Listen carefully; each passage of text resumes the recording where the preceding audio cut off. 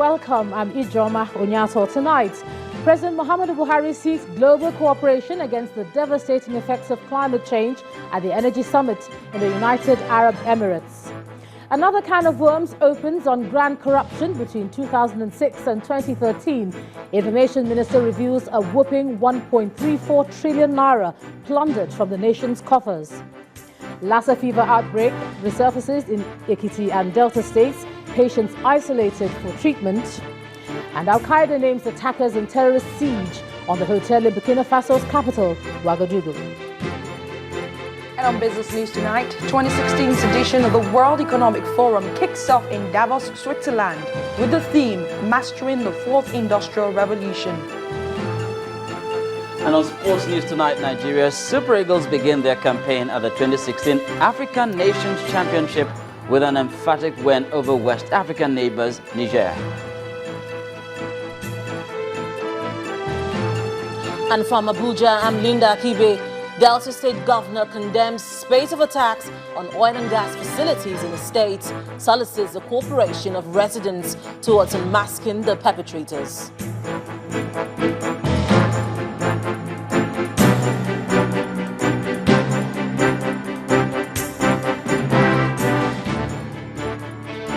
The President is asking for greater global cooperation against the devastating effects of climate change to avert a disaster from the human race in the 21st century.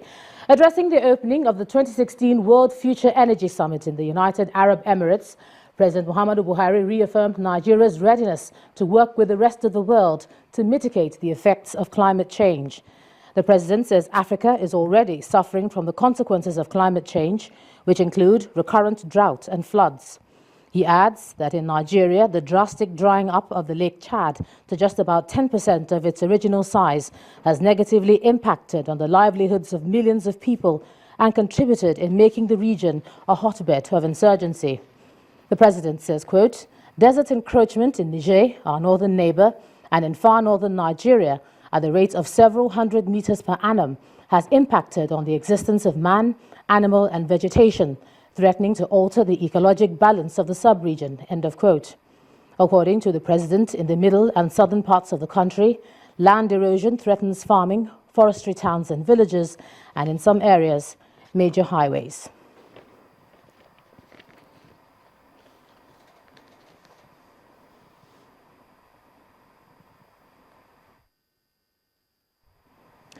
Now, to discuss the World Future Energy Summit and Nigeria's participation, I'm now being joined on the news at 10 by the former Nigerian ambassador to Liberia, Ambassador Ayo Adugo. Thank you so much for joining us on the news at 10.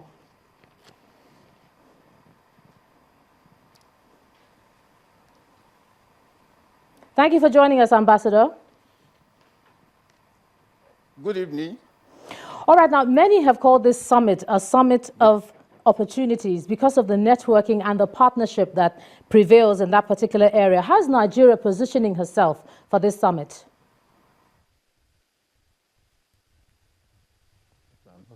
Properly. Yes.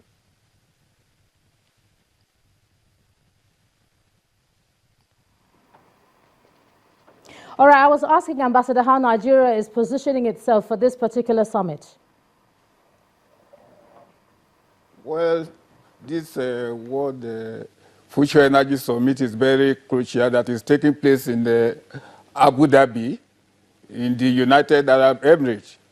And you know that our president went with a very, very high delegation, which includes the Minister of Power, Works and Housing, the Minister of Environment, the Foreign Minister, the Minister of State for Petroleum Resources.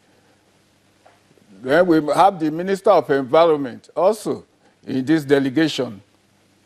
Listening to the President this evening addressing the summit, it was very clear that President Buhari reaffirms his commitment to the instruments of climate change. Not only that, he also affirms that his government will be climate friendly. Anything that deals with sustainable environmental development he affirms his support for it and of his government. He even cited examples of the negative effects of climate change in other parts of Nigeria on the vegetation and so on and so forth.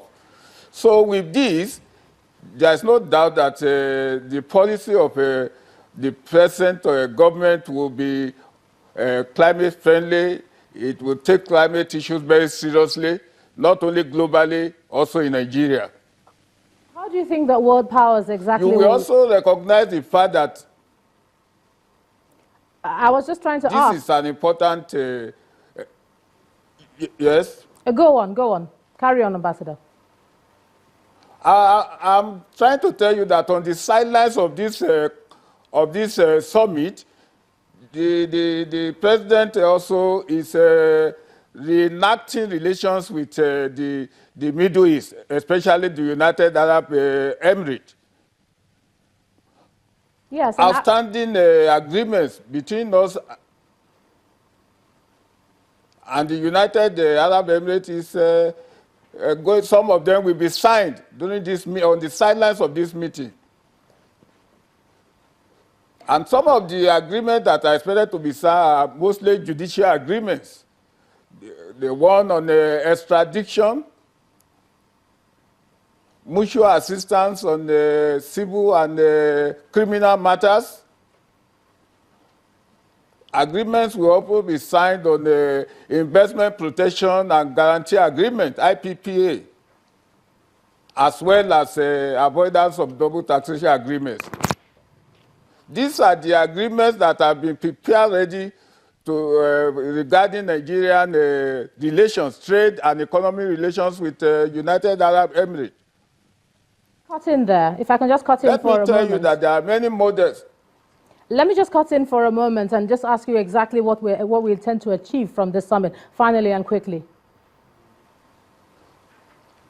Well, in most cases, Nigeria, the government is reenacting its relationship with the United Arab Emirates, where Nigeria, the government of President Buhari also is going to use this to track our looted funds by these judicial agreements that are to be signed today.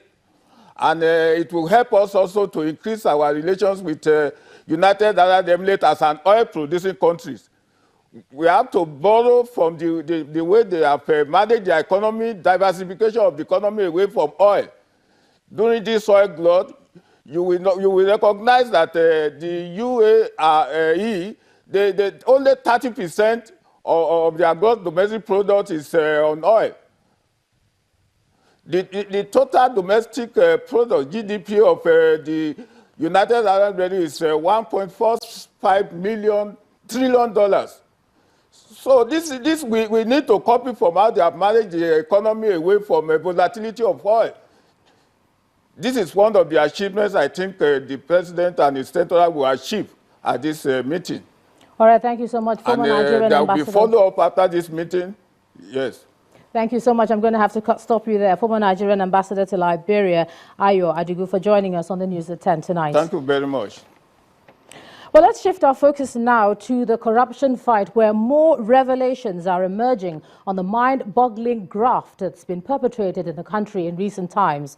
The federal government has disclosed that a total of 1.34 trillion naira was stolen from the nation's coffers by 55 people, made up of past public officials, bankers and businessmen between 2006 and 2013. Now, this was disclosed by the Minister of Information and Culture, Alhaji Lai Mohammed, at a meeting with journalists in Abuja.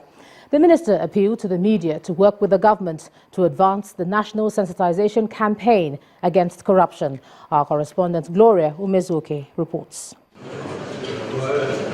The anti-corruption fight by President Muhammadu Buhari has drawn various reactions, controversies and outright revelations. Some Nigerians accuse the APC administration of engaging in a vendetta against the opposition, but the Minister of Information says Nigerians should not be misinformed about the true state of affairs and the true cost of the stolen funds.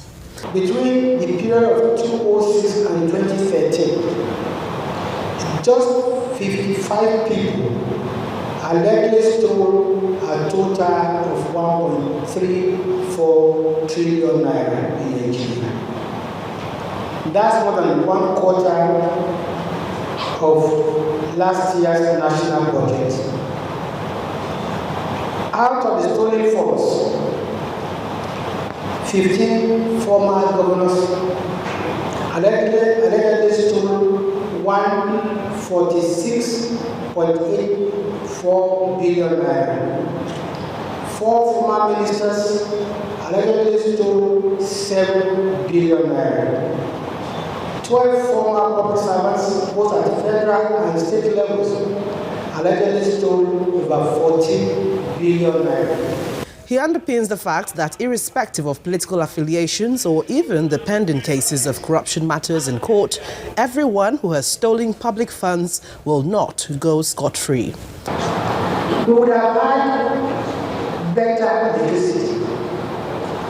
Maternal and infant mortality would have gone down.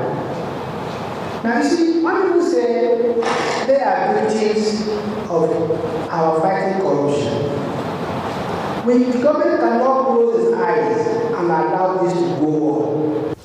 The present administration is no doubt gathering steam in the anti-graft war, determined to change the narrative from all sides and the state of the economy.